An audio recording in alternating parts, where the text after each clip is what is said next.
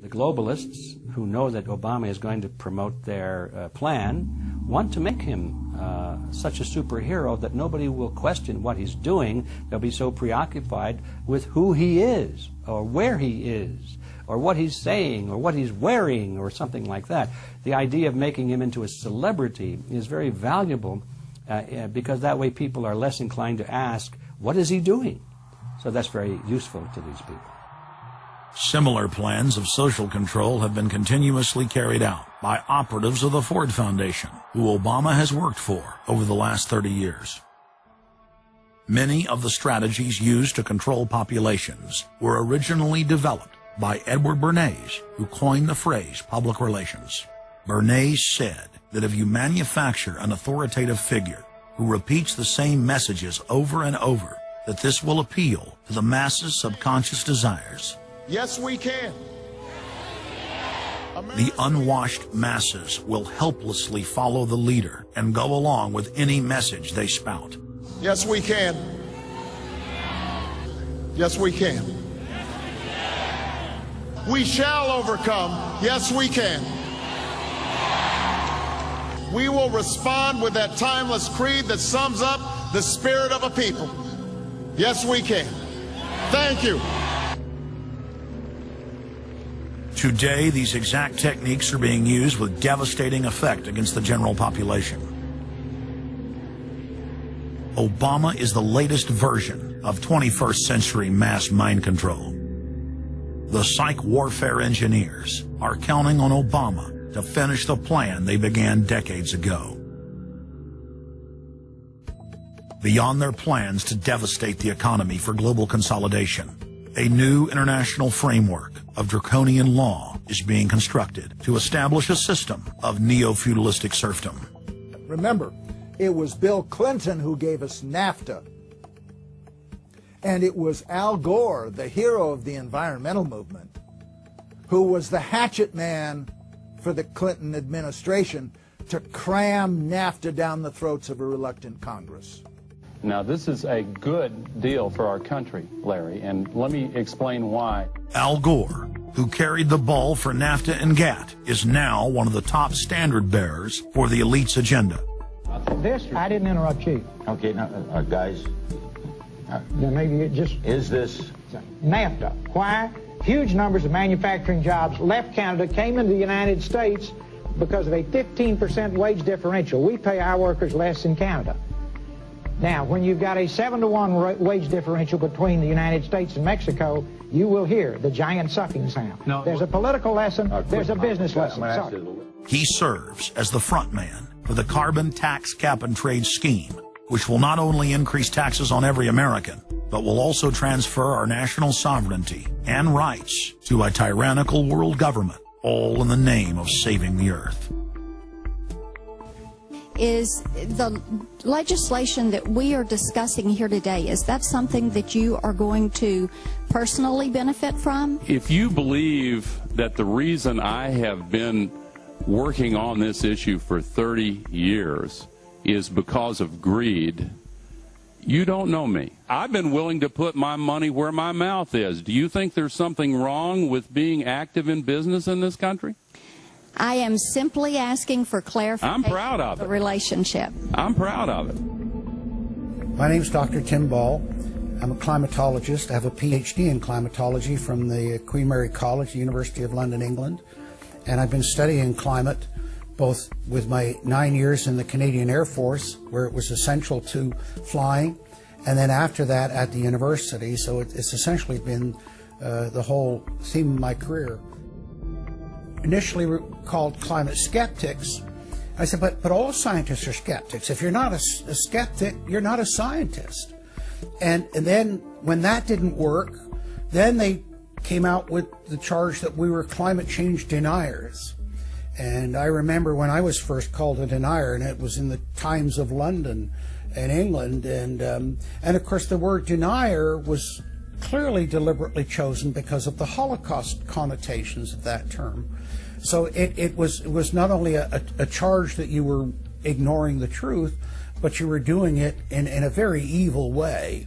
And of course, I laugh about that now because my whole career has been anything but a climate change denier. I've spent my career trying to educate people to how much climate changes naturally. So I'm anything but a denier, but of course that is part of the politics. Under the Nazis, there was something called race science. They had a lunatic theory of eugenics, the Aryan heritage, and all the rest of this. Absolute crackpot pseudoscience. There was no empirical measure or empirical test for the validity of those theories. They simply asserted them, and if you were a professor who stood up to them, then the Gestapo would come and take you away.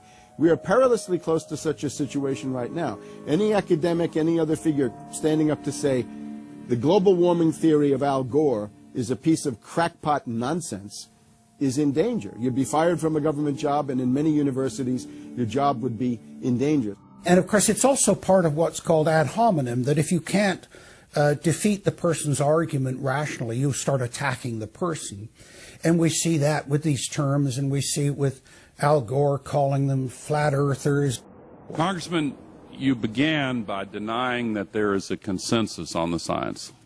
There is a consensus on the science. Well, you must have been listening to our testimony that we've had for the last few days with dozens of experts that have come in who have given completely different views. Well, I would encourage you to go back and look at the testimony this committee's heard. There are people who still believe that the moon landing was staged on a movie lot in Arizona. And neither of us are one of those. And I know you like giving those cute anecdotes. This is not a cutesy issue. We're talking about something that can export millions of jobs out of our economy, out of our country. Richard Lindzen, an MIT professor of atmospheric physics, said it many years ago when he said the consensus was reached before the research had even begun.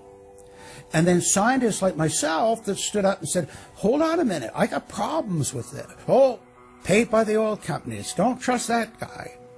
What the international scientific community is saying is correct. There is no legitimate basis for denying it. Now, you hear the consensus argument. Well, the majority of scientists. What they're always talking about is, and originally the IPCC was about 3,600 scientists. It's now down to 2,500. That's the people they're talking about.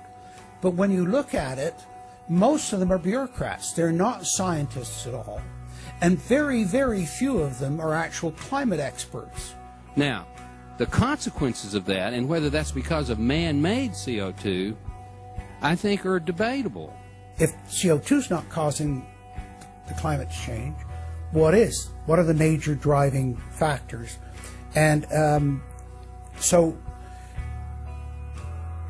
they're essentially the ones that are left out by the Intergovernmental Panel on Climate Change. It's unbelievable to me that they can come out and ignore the sun.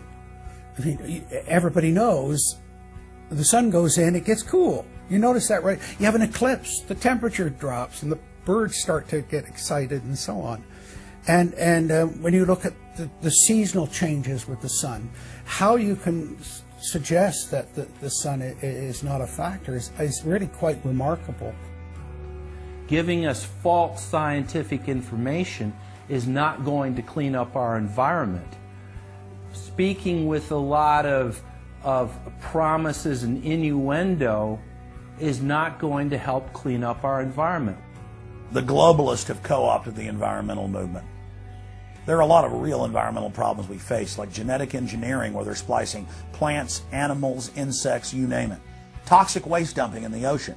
No one wants to breathe bad air or drink toxic water. But the global carbon tax has nothing to do with that. It's a tax literally on breathing. Go out on the street or talk to your friends, your neighbors. Ask them, hey, should we ban dihydrogen monoxide? It's bad for the environment. The average person will sign your petition calling for the banning of water. That's right. Dihydrogen monoxide is water. It's the same thing with table salt, sodium chloride. And that's exactly what the establishment is doing with carbon dioxide. Ooh, dioxide. It has this scary sounding name. But the truth is, it's one of the 4 elements of life on this planet. Oxygen, carbon dioxide, water, and sunlight. And if the establishment can tax and list as a toxic waste one of those basic 4 building blocks of life, carbon dioxide, they can regulate and control every facet of our lives and shut down any businesses that aren't part of their New World Order. The idea that carbon is a pollutant is essentially a way of saying that humanity is a disease or a cancer that ought to be wiped out. Genocide.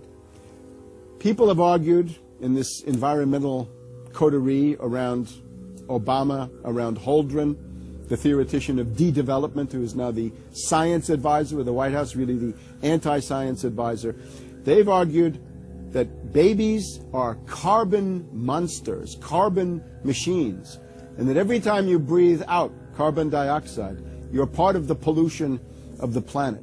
This is an absolutely anti-human doctrine. They use the environmental movement to promote their real agenda, which is globalization and federalization and power.